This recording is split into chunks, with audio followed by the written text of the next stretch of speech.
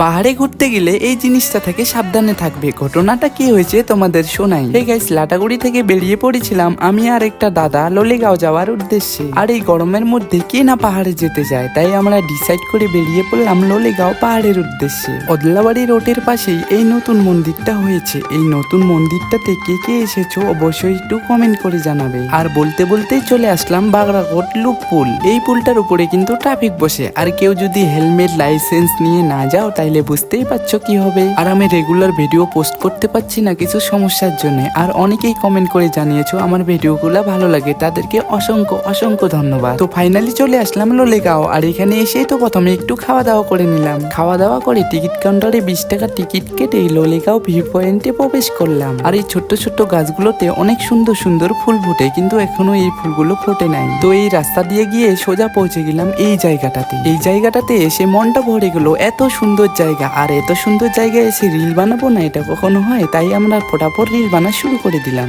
कभी तुझ में उतरूं जो सांसों से गुजरूं। একদম মস্ত ভালো জায়গা। এই চল না, যোগ